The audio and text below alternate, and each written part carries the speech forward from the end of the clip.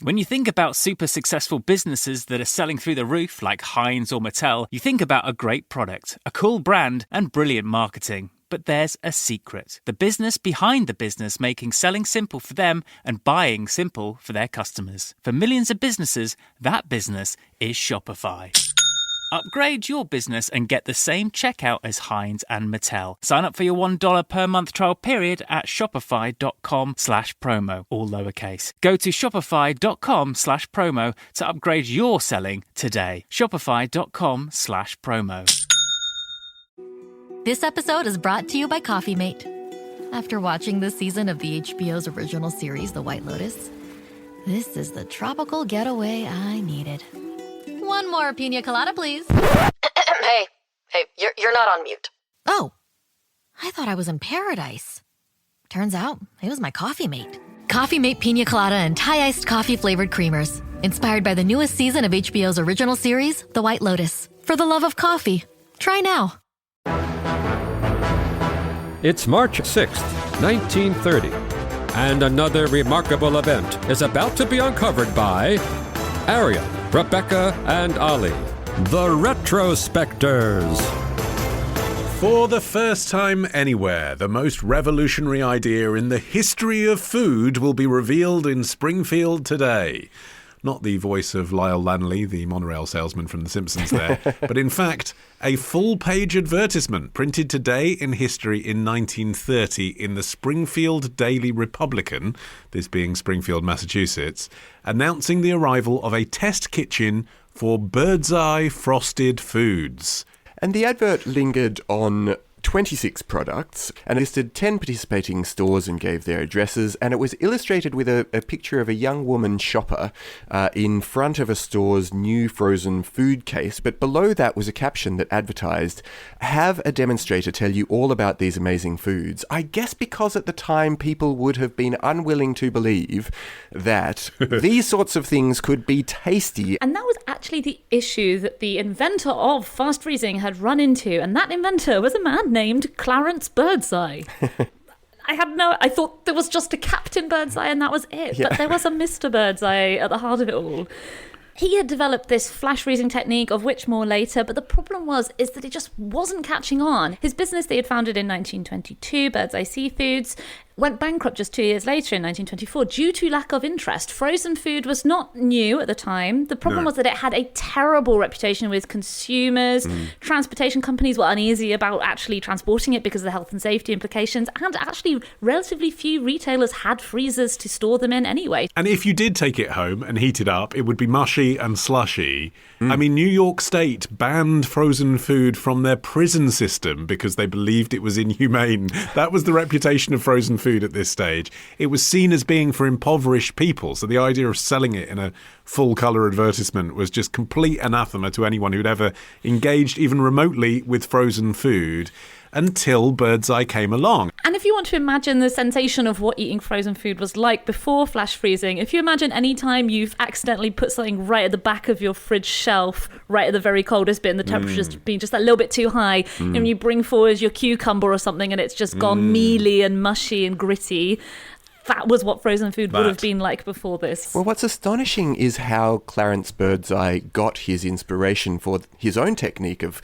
flash freezing food, which came about because he was a naturalist at the US Botanical Survey, and he'd been working for the US government conducting a survey of fish and wildlife in Labrador in Canada between 1912 and 1915. And while he was up there, he was working with the indigenous Inuit, and he noticed that they had this almost immediate technique for freezing fish when they caught it and then later thawing it out. And he found that when they did it, the food was pretty much as delicious as, eating it when it had just come out of the ocean. And what he said was, the first winter I saw natives catching fish in 50 below zero weather, which froze stiff as soon as they were taken out of the water. Months later, when they were thawed out, some of these fish were still alive. Now, I must say, this thing made me go, really? You can't actually flash flash freeze a fish and then bring it back to life months later. But I actually did a bit of research around this, and some footage emerged in 2008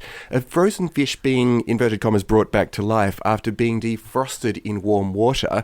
And it was taken from this video in Japan where a man basically brings a fish back to life. It looks like he's bringing a fish back to life, but it was actually just living in a sort of state of suspended animation. This is horrifying information. This is really going to affect my enjoyment of frozen fish. Yes. I think once they've been cut into fish fingers, okay, they're definitely dead. Yeah. Well, Birdseye wasn't in the business of practicing this. He was killing fish and then freezing them.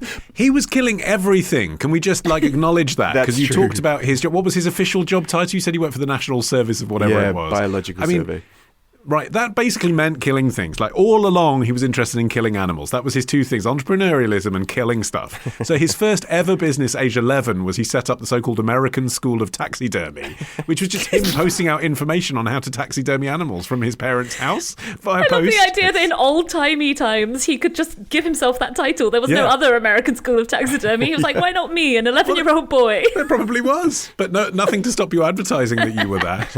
And then, essentially in Labrador, he was fur trading whilst he was there, and he was killing stuff on behalf of US research. And whilst there, he liked to eat exotic foods on his travels. So maybe it wasn't a surprise he stumbled across this method of fishing, because he also ate, wait for this list, mice, chipmunks, porcupines, otters, rattlesnakes, skunk, and polar bear. Well, they all tasted just as good defrosted as they would have fresh. Or, you must try my polar bear sticks. That's my Captain Birdseye. We should say, if you're listening outside the US, you don't know what Captain Birdseye is, and I'm aware of that. Here in the UK, Captain Birdseye is apparently the longest-serving brand personality since food advertising began. He was created in 1967 to sell Birdseye Frozen Foods, and in 1991 was voted in a poll as the most recognised sea captain after Captain Cook. I cannot believe Captain Cook outdid him, to be honest. I know. I'm sure now the tables will have turned. Maybe it's because I think Captain Birdseye's gone on an unnerving journey from gnarled old sea captain to sexy sea captain. Sexy so maybe Italian not sea everyone's captain. familiar with the current incarnation. Maybe, yeah.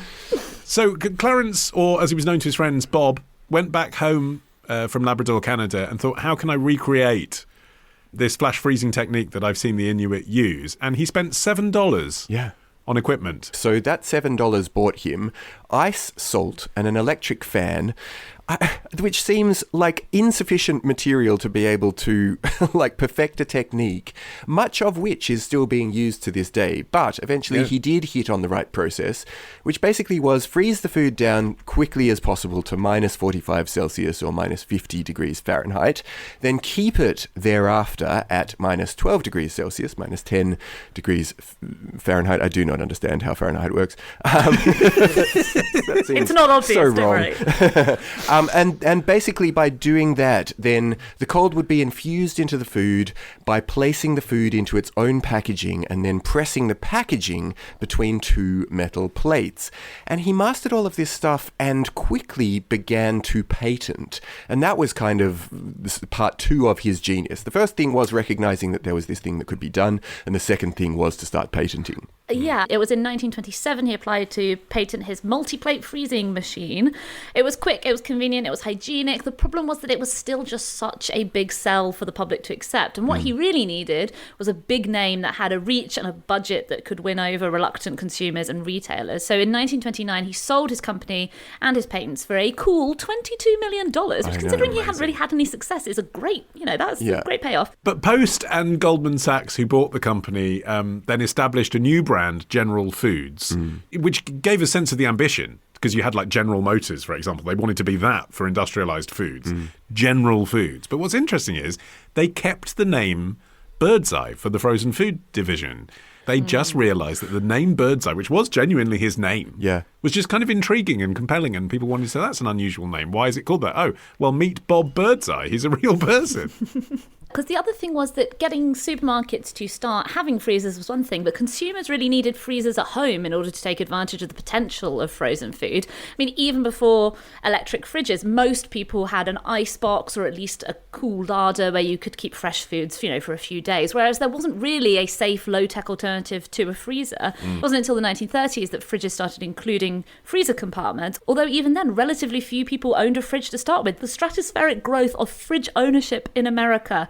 8% of Americans owned a fridge in 1930. By 1944, 85% of Americans owned a fridge, and that fridge probably contained a freezer compartment. By the 1940s, Americans were eating over 800 million pounds of fast frozen food a year. You have to bear in mind that these consumers weren't comparing the taste of frozen food with fresh food. They were comparing it with the stuff they just been through the war and had, which was canned or dried and salted. They were saying, here's convenient food that actually tastes like food. I'm still regularly shocked by how good frozen corn tastes. I should know this. He's a simple man of simple pleasures. But in the age of readily available fresh food, you take it as a given that that's the way it's going to taste best. But sometimes when I'm cooking stuff for my kids and I cook some fresh frozen peas and corn, I'm like, actually, that is as good. The Birdseye products that Olly Man still has in his freezer are potato waffles, absolute staple, don't go to any other brand, and the sweet corn.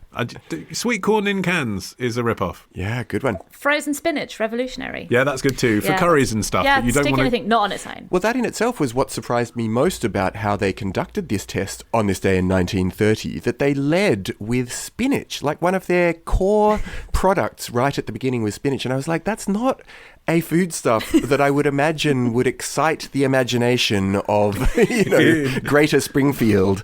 1930s Massachusetts dwellers. Hey guys, roll up, taste spinach like you've never tasted before. Tomorrow. Grab what you want without consent and just start acting as if it's yours and hope that everyone else just falls into line. Ditch the ads and get a Sunday episode when you join Club Retrospectors. Patreon.com/retrospectors.